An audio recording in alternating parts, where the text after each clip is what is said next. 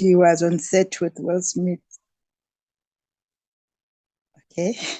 When she said that she was on set with Will Smith on Suicide Squad and had an aha moment when Will Smith asked her, Guti, who are you?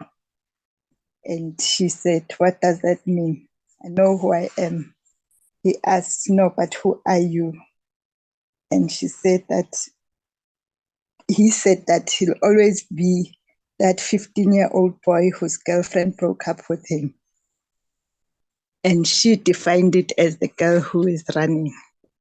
And I think for me, it was a trigger, not just because of the story she tells, but also because of as an author, I go back to that time and time again, because you need to find a voice for the character that you are creating. And for me, as I continued, I see Viola, even the career that she has chosen is defined by that girl that who is running. Because if you are a doctor, you stay as a doctor. If you are a lawyer, there's something that triggered it. And someone said earlier, as I was listening, that this book triggers a lot of things. And in one of my books, Can You Be Trusted with Pain? That's part of the conversation that I'm trying to have, because I'm writing about a little girl who was sexually molested when she was 3 months old. And when growing up, she becomes that girl who was raped, but she doesn't have the memory. So she's having to deal with the issues of the rape without having the memory of it. So as she tries to investigate, sorry, I just have to move for something. I hope my voice doesn't change. But as she tries to investigate who she is right now, she goes through those labs of who this childhood memory has made her. And she finds out that it has made her pain. And she defines herself through the pain. It has made her feel worthless, even though she's an overachiever by the definition you and me would have. It has made her feel worthless. It has made her memory is consistently trying to remind her of that little girl. So I had to go back to a point in my memory where I had to become very vulnerable before I could even continue to the next chapter. And I found the little girl in me that was in class and that was beaten by a certain teacher. And I had to deal with that through the work of finding me. So for me, finding me has been about the discovery of a certain memory. I think I was around 5 years old. I was in class and I had a teacher who bullied me. And I discovered through her that I am a girl who has mastered hiding herself, going in a corner. I mean, even when I met Mulalo, she kept saying, no, introduce yourself. And that's how I've become like, now it's okay. People can move on and they can share the spotlight. And in the memories that I have, I didn't discover this until I had this particular experience with reading this book.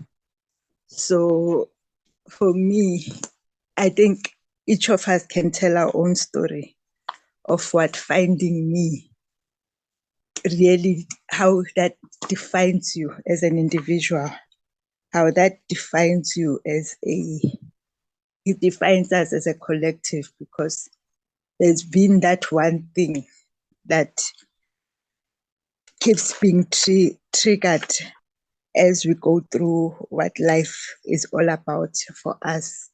I mean, even when we go into certain spaces, I mean, you go into a boardroom where you arrive as a colleague to everyone in the room, and you find yourself having to deal with the little girl because the moment you feel worthless, or I feel worthless, I'm forced into silence because I start feeling that everybody knows what they're talking about.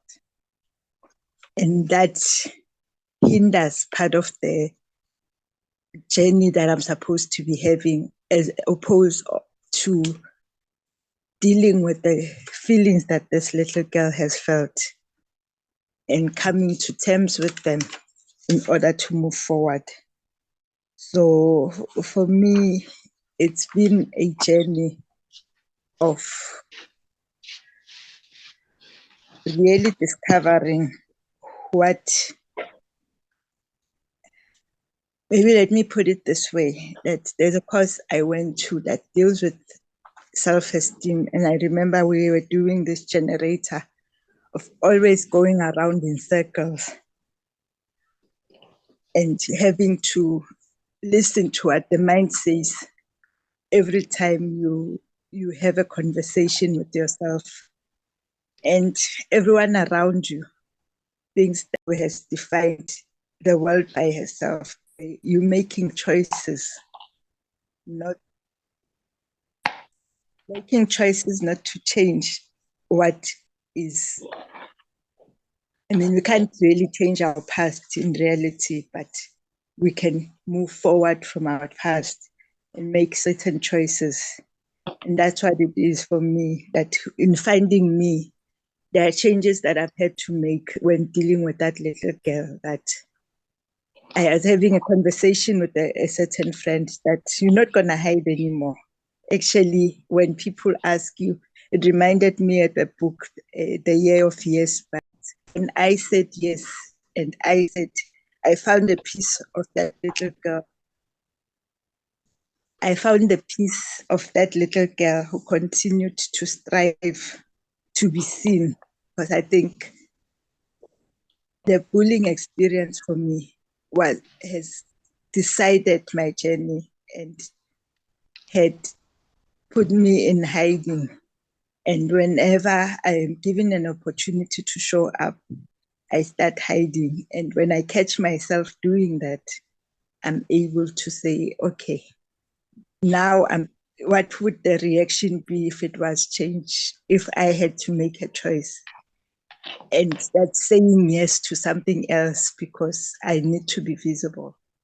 And someone was asking me, I was having a conversation this morning, that looking back at the things that you've done, do you think that you are this person? And I said to him, no, because I am not a speaker. I am not this person that you want to define. He says, but evidence says something else. And sometimes because we see the journey through the eyes of this little girl, we think that we haven't done the things that we have most achieved. Whereas what the person I was talking to was talking about was, I will look at the work that you have done. That's the evidence, the things you want to achieve. You've achieved more than you now. I mean, I remember when I wrote the first two books, I didn't even call myself an author. So that had to have its own journey, because I thought authors are people who are 1, 2, 3. But in coming out from that experience, I have learned that, okay, I can own this space. In the moment I did that, I started moving to the next one, where I decided that not only can I own it, I can call myself this. And every decision that I've made from that has been that yes, and has been needing to be conscious that I'm serving this little girl and her experience of abuse, and I'm owning the space that she's in order to change things. Thank you.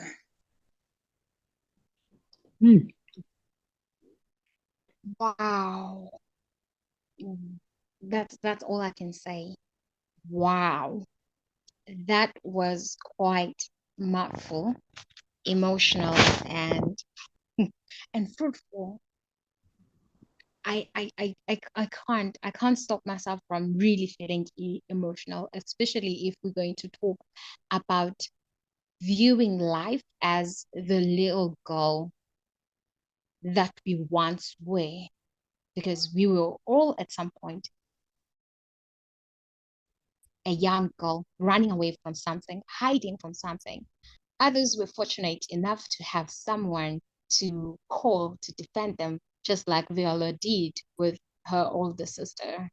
You know how she describes her: fearless and mostly loved, while she's just a young girl with fuzzy hair but good academics. That's all she had: good academics.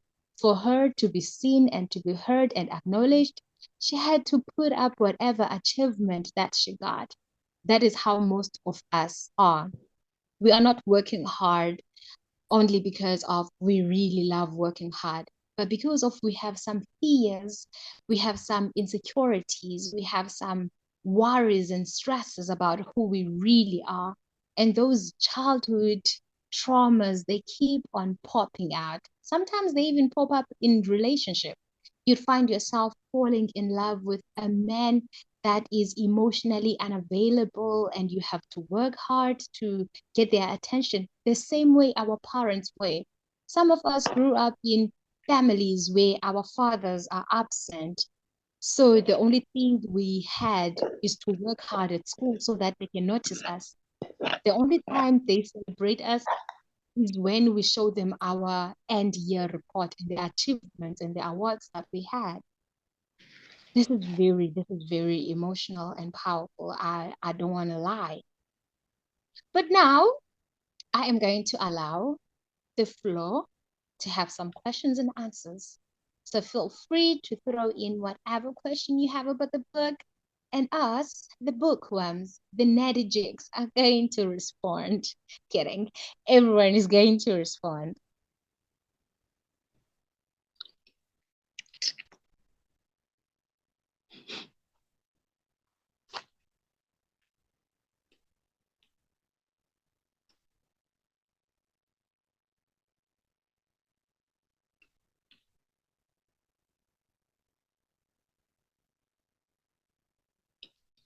Oh, ladies, the floor is open for engagement.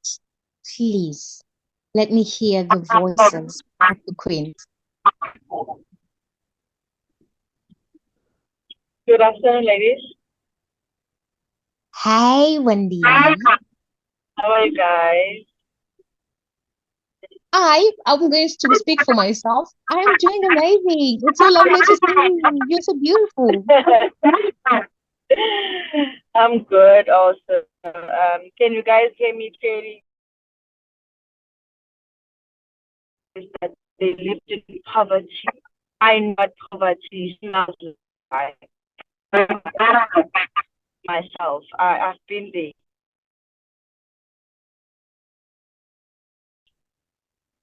Get drunk on weekends and insult my mother, tear up right in front of us. And the next morning he would say, "I'm sorry, it was the alcohol." It was a pattern. This thing was happening almost every weekend when he's home because he was a truck driver. So when he's home, I know that it was chaos. And it wasn't a good thing to watch. As my mother, the very same positions as my mother did. And I'm divorced now because I wasn't aware that I'm so wounded. I wasn't aware that I'm carrying so much. As reading the book, I would find myself just praying as I'm reading this book because it was almost like it's my life.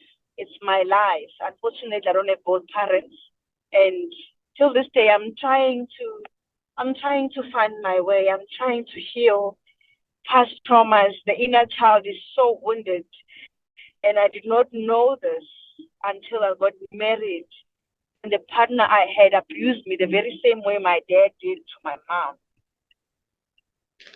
And it's a great book, and I'm happy, guys, you chose this. Yeah, thank you so much.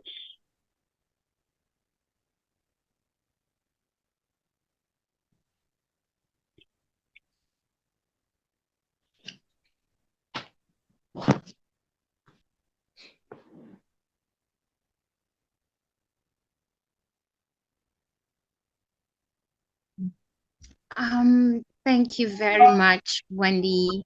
Thank you very much for sharing with us some really deep and personal experience.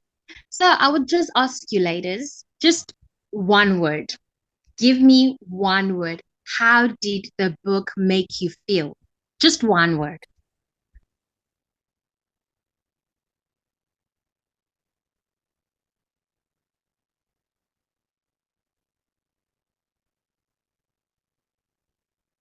Oh, thank you, Malala. Malala has shared that it made her feel real. Wow. Freed. I'm touched. Grateful? Yes. Yeah. Empathic. I know what you mean. I know what you mean. I literally lived in the book. Literally. For me, it made me feel vulnerable. It really made me feel vulnerable. Because, when you grow up and you experience, oh, eager. Yes, please. Yes, please. Oh man, this is really beautiful. Because when I moved from my parents, I left as a child who was bullied in primary school. The opening Viola story of her running in torn shoes? That was my life. That was my life. I had the messiest hair, I had the dirty shirts and uniform, I had torn shoes and all that.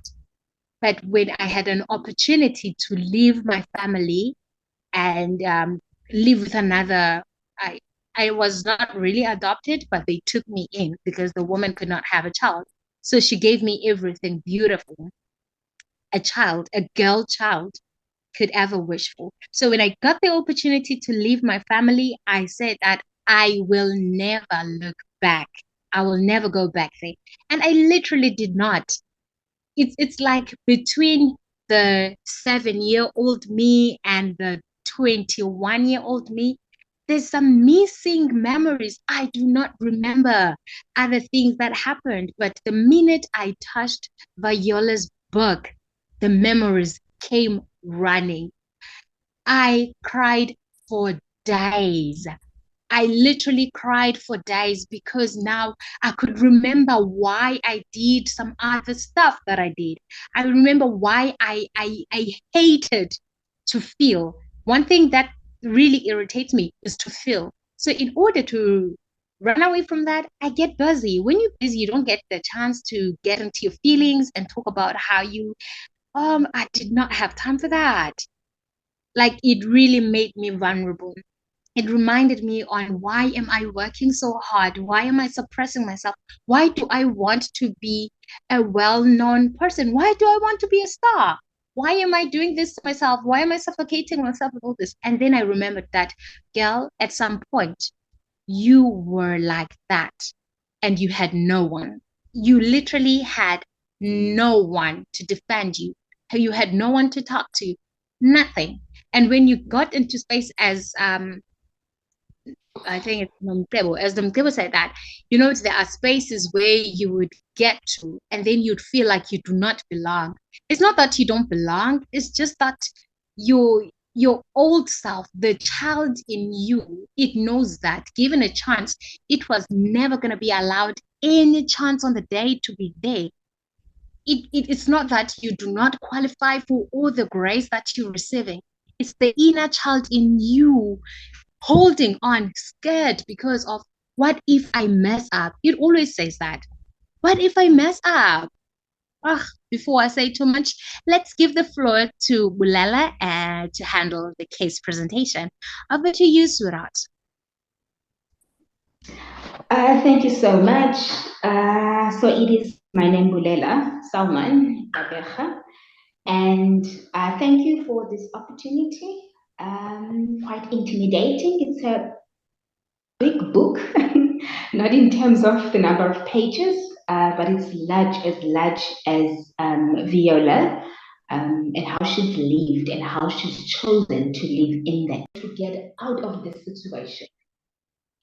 What is your way out? Yes, that's the term she's using. What is your way out?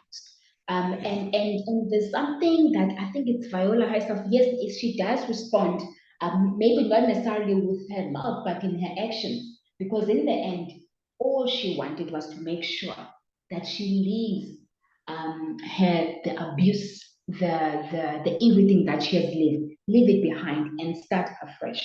Where she says recreate. The last thing I wanted to say, I wish I can find the quotation that I thought this was powerful, where she says, I bid for everything I have now. It is something that I could only see with my eye. I could only, yes, I could not, yes, it's something that I could not touch with my hand.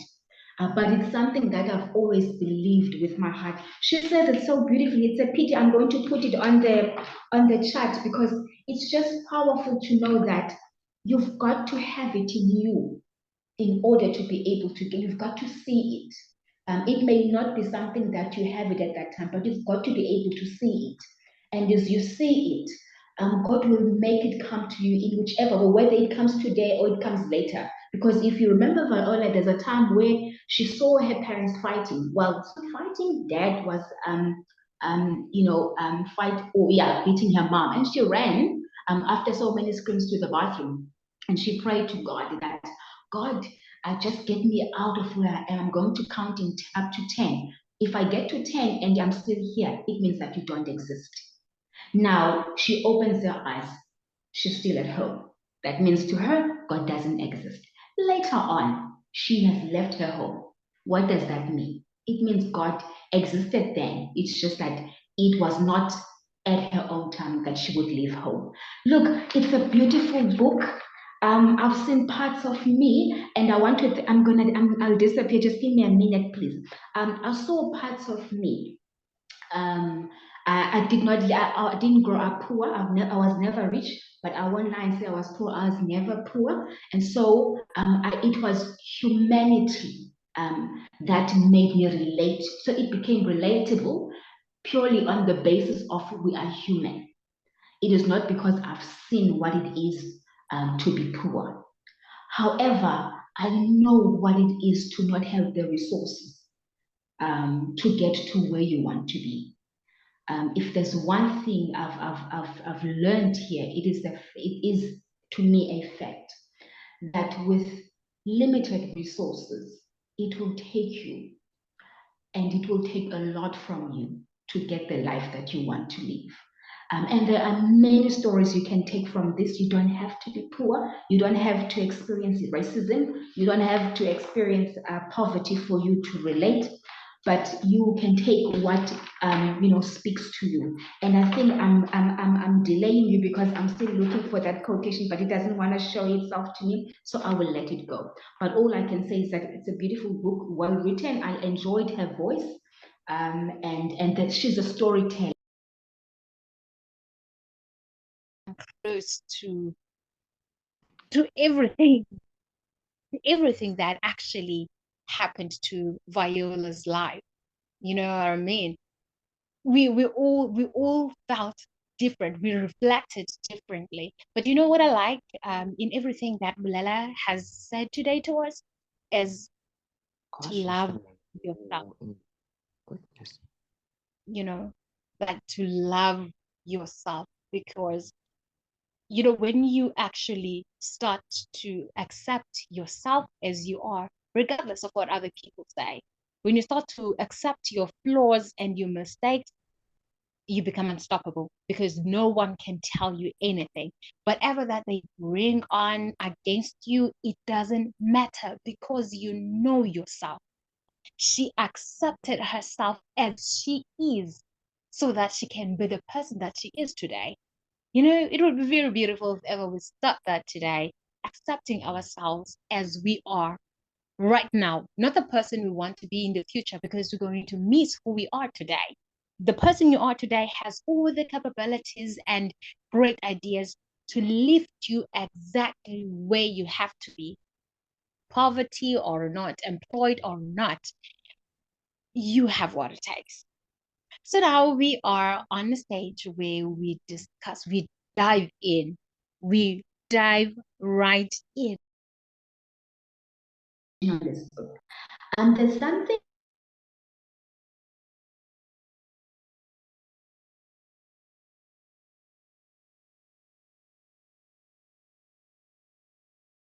because in the end she wants to change her life.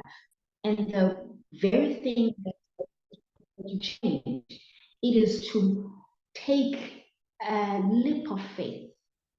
Take one step at a time. I love how Will's dad says it, one brick at a time. It's not easy. It's not easy. But you need to look for that. What Viola wrote this book about, for, let me just say for, and that's courage. You need to look for it. And you need to be intentional about finding it. And that's not easy, but it's possible. And so we don't fall short because we don't want to, or because we've ran out of resources. We fall short because it's safer sometimes. And so the best thing is to tap into that person and say, no, it's not safe. There's somewhere where even Viola says no to a devil that keeps saying to her, you are ugly, you won't do it, you won't get it right. And so we need to be aware of that. The pattern. So I think it's more about the awareness, being aware that your voice at some point was shut down, and then working around that and to find your voice again, which is what Finding Me is all about. So I liked Nomcebo's didactic because it really brought it forth. I remember growing up, I used to be a show off, and my brother will come home complaining to my mom that, oh, your child again was showing off at school and she was singing too loud and this and this. And people will say, hey, oh, pap. And at some point, these voices start working on you if no one is saying to you. You say, I think a year or two ago, I was working as an addiction therapist. You know, so this woman would actually come in, their partners, you know, for their recovery when an addict is a recoverer. So we ask their partner just to monitor how the relationship's going.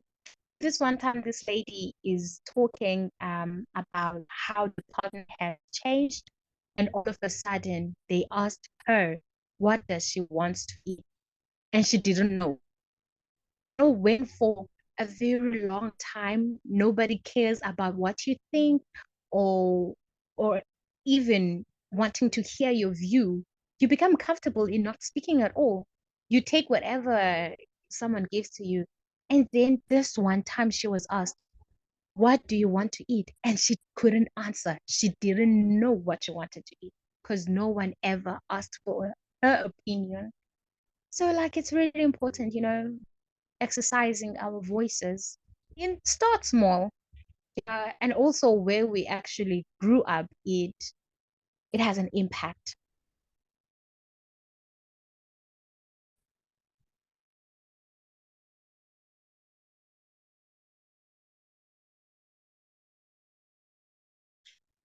Hi ladies, it's Jumi here from Bloom.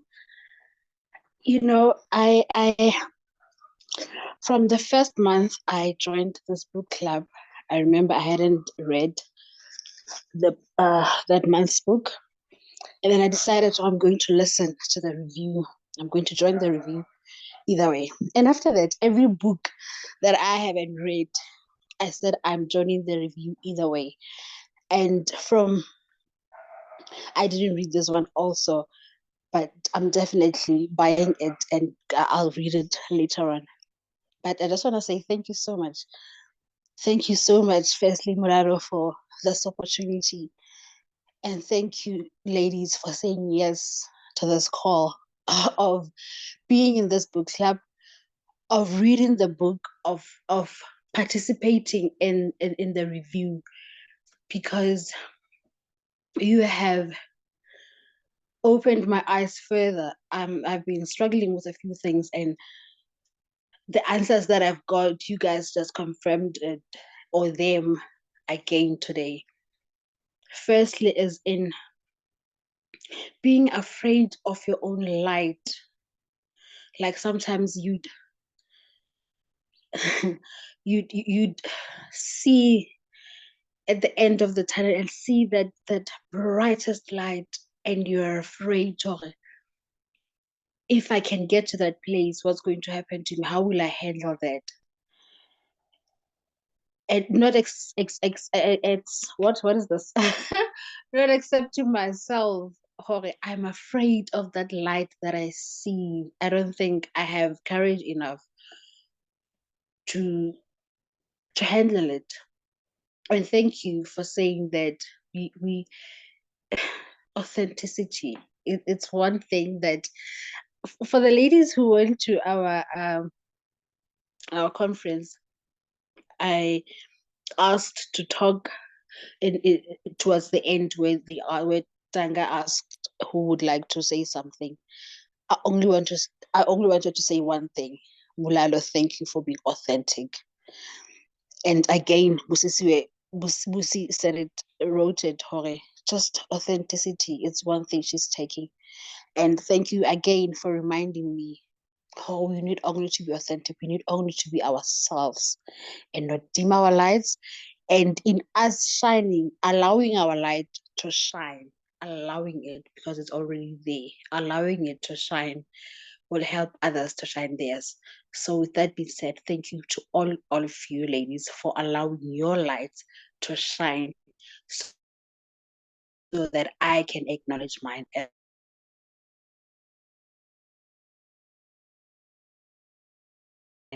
Hi, ladies. This is Zinhle here. My first experience, I remember that I can call personal in terms of Viola. I'm a big fan of How to Get Away with Murder. I've always loved her. I didn't know her personally, but I've always loved her. For me, she was one of those actresses who were just so raw. Like when you're watching a scene and she's crying, there'll be tears, there'll be snot. Like she will just let it all out. There was nothing perfect about it. She had scenes where she literally had no makeup. That's not very common. Most actresses always want to appear perfect. But with her, she was that lady who would come up with no makeup, no black woman or anything. She had always been my favorite person.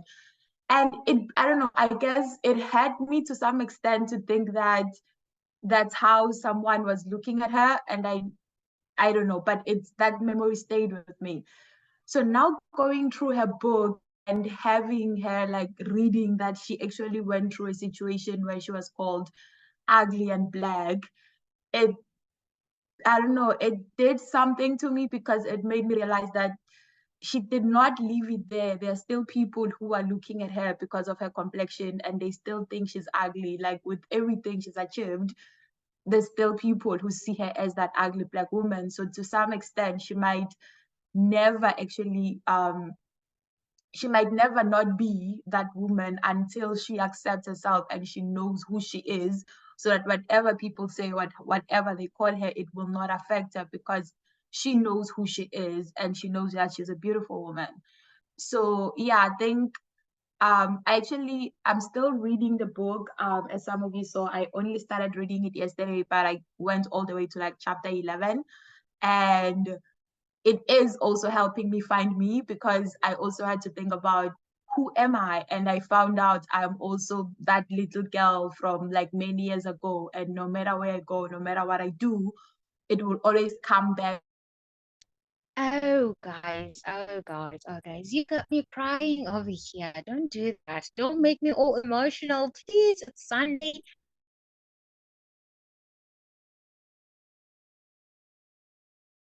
about it.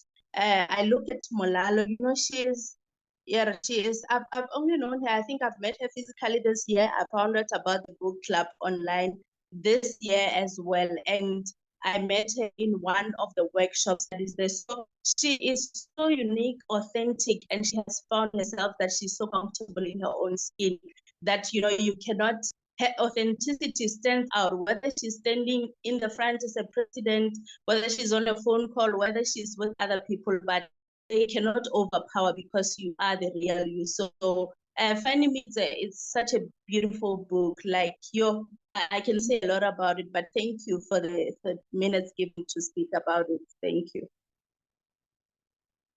Oh, thank you. Thank you, and Tabasang. Thank you very much. If ever we are going to talk about Mlalo, I swear we're going to need an extra hour just to sing her praises, worship the ground she walks on, talk about how she empowers each and every one of us, talk about how she communicates effectively. I have never seen anyone who's consistent as Mlalo. She even forgets to rest. Who does that? The way that she's so real and a hard worker, she even forgets to rest because of she always put our needs and making sure that we are the best ourselves as individual. I remember her during the week where she's like, I said to you, utilize this space. You know, she's not greedy with information and expansion. She's Okay, I think I'm doing it. I think I'm doing it. We're talking about the book, not Mulalo, right? But yeah, Mulalo is the best. Anyone who wants to share before we close for the day, that has been beautiful, that has been eye-opening and perfect Yes, in a way. yes. Okay. Can I please just mention is the women in Africa. Remember, she came in Africa. I don't remember where in Africa she came, but the women she saw and their dance, and I love what they would say. I did not come here for food. I came, my stomach is full, so I did not come here for food. I came here for more than just food. And I think for me that was beautiful, and I'm closing it with Viktor Frankl's quotation where he says, "We are never left with nothing as long as we retain the freedom to choose how we will respond." And I think for me, that is beautiful. I've loved the story, and I think I've loved it more with you. When I say you, I mean the Empowered team, because I've read this book last year, but I had to read it again and read it with an intention to understand what Viola was trying to say. And I think with reading it with you, I think for me has become more impactful than when I read it alone. So those are my last words. And thank you, everybody. Cheers.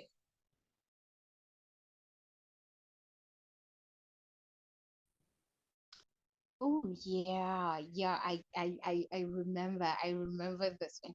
And also it was just a way for me to escape the reality, the harsh reality of the moment of a young, landed child in the midst of black school who does not even understand the language that is spoken by the other kids. The only language she'll understand is English. So for me to create a very comfortable space was if I read those books, I read the magazine, I read everything I come across. I think that's also helped me to develop my vocabulary earlier than my peers. I understood things faster than they could because of, reading does that to you.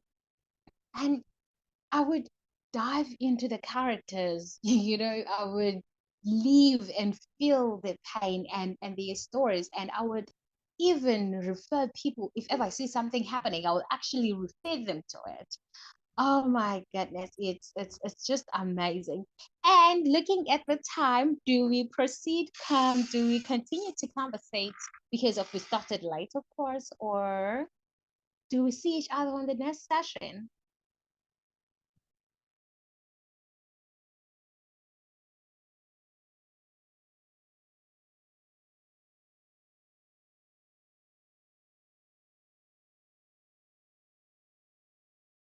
Good afternoon, ladies. Lady.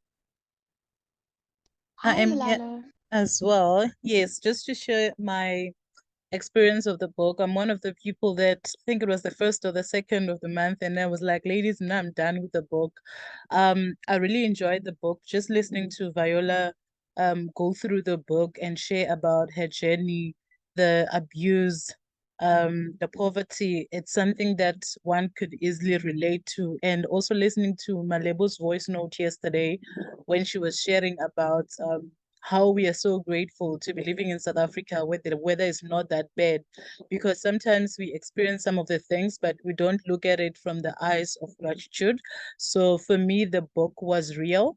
And I love how when we're engaging and reviewing this book, we're able to relate it to our lives, because I don't want us to just read books and then we come and review and then we move on with our lives. But I want us to say, what can I see in myself from reading this book? What can I take and what can I apply going forward? So for me, with Viola, it just showed that people can experience a lot of things, the poverty, the violence, and also the sisterhood, but still make it in life. I loved, I think, when someone indicated that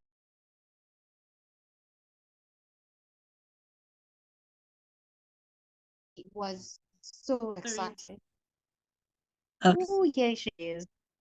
Oh yeah, sorry, I got disconnected. But in closing, I was saying that this book was very motivating. We can experience all that and still make it big. So there's nothing that's stopping us wherever we are experiencing this book from. The only way to go is up from now, ladies. So I just want to wish you all the best from the bottom of my heart, to say that once you've read this book, Viola has gone through a lot, but look where she is today. So we can be so much more from reading this book. And thank you for doing this with us and being part of the journey. Thank you.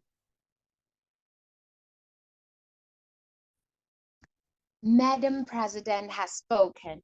Madam President has spoken. I love how she says, no matter where we read this book from, we can still make it. We can still be as big as we dream. We can still be as happy Sunday, ladies. Happy Sunday. Sunday is for love.